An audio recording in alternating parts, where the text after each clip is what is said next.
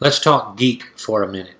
When I was in high school going through my early college years, I was into D&D campaigns. And if you don't know what that is, that's Dungeons and Dragons, these board games where you have lots of rules. They're role-playing games where you would usually set out a board, but the real game is in your mind. So you'd pick a character like a paladin or a ranger, or you could be an elf or a barbarian, and you go and you play like a fantasy game. And it's really no different than today's obsession with the zombie apocalypse stuff.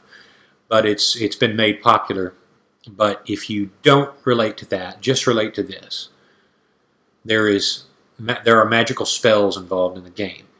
But one of the things that I have always found fascinating is the spell you have to learn. If you are a wizard in the game, you have to learn the spell.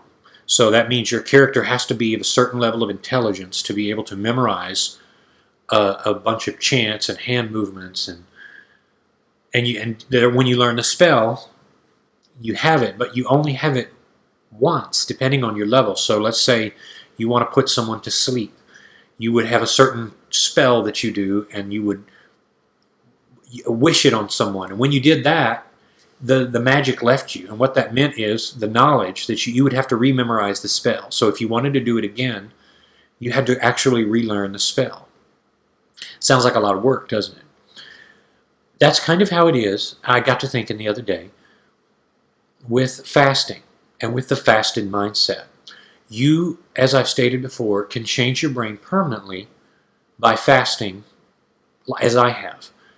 But it takes a while to get there.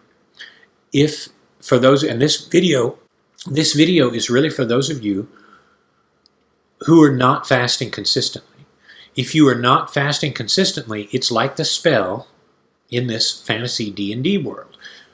You only have the knowledge of how your higher brain functions, of how your third eye opens, about how you become more aware of the world in the state of fasting.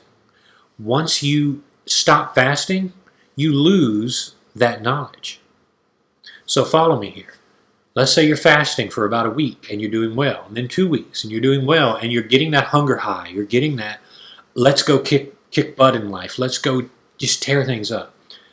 But then you stop and you start eating with family again, and you start doing the things you did. Well, before you know it, you have lost that appreciation for your fasted state. So, for instance, you can remember intellectually that by fasting, you're improving your game, that you're a better person. But you forget the peace that you have. You forget the subtle nuances of how you feel like a warrior fighting in a great war. You feel like an important cog in the machine. You can relay it, but you can't, even now that I'm telling you about it, you can't quite appreciate it if you haven't done it for long enough. You lose that knowledge, and yet when you acquire it again, it comes right back. So by the 4th day of fasting, you start to reclaim the next level. You start to reclaim that higher level of thinking. Why do I stress this? Because just like with that spell that you lose knowledge of, you have knowledge of and then you lose knowledge of, and you have to rememorize, some of you have to rediscover fasting. But you shouldn't have to, because your efforts are not consistent enough. I know a lot of people who are experimenting with their fasting.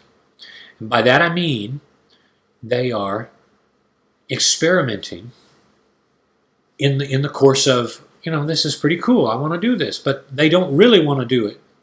Or they just tell themselves they do. They're never getting the higher knowledge that comes from prolonged fasting. That's why it is such a big deal. Those of you who keep getting support from people, and those of you who keep relying on each other, and you keep forgiving each other when you fail, you've got to move on. And you've got to say, for every time I fail, I am starting over. I've had a guy work for me, 62 years old. Could be my dad. 62 years old, and he's got basically no skills. Because every time in his life, when he started to move along in a job, he'd get frustrated with something. He'd get ticked off about something. And then he'd change careers. And he'd say, I don't want to do this anymore. This was a perfect example of someone who hadn't found himself. But he hadn't found himself because he wasn't willing to explore himself. So he started over. And so here he came to me looking for a job. And at the time, I was 35 years old, and he was 62. So he's actually much older than I first gave credit for. And he's working for me. He should be my boss. He should be ahead of the game, but he wasn't because he kept starting over. For those of you who keep starting over, understand, not only will you have to recapture the knowledge, the higher knowledge, the fine-tuned knowledge of fasting and what it does for your brain and the peace that you feel, the peace that passes understanding, the peace that passes the tranquility.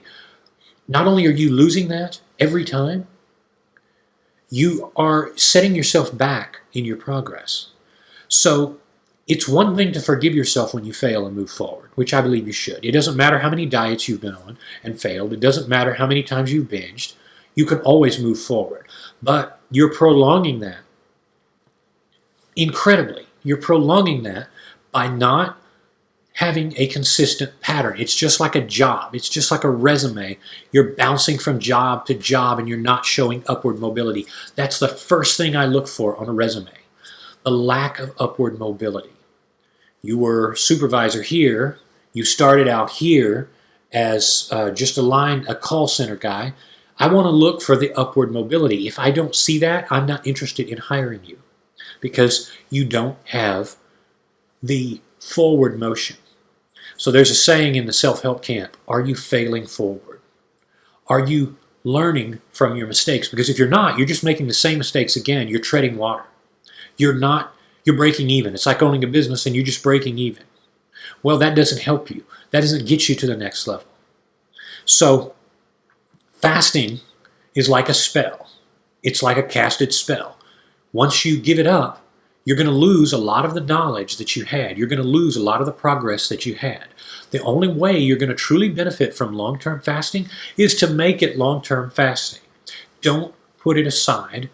Don't neglect it. Understand that the real game changer are the changes that you're going to make to your brain, which will take time. You'll keep those. But in order to get to that level, you have to have a track record. Just like a good job, just like a good career, you have to have a track record of consistent fasting. So for those of you who are hit or miss, you need to get back to the drawing board. You need to start upping your efforts to be more consistent. Because just as with anything in life, it's the consistent people, those who follow through, that are the ones that are actually going to win.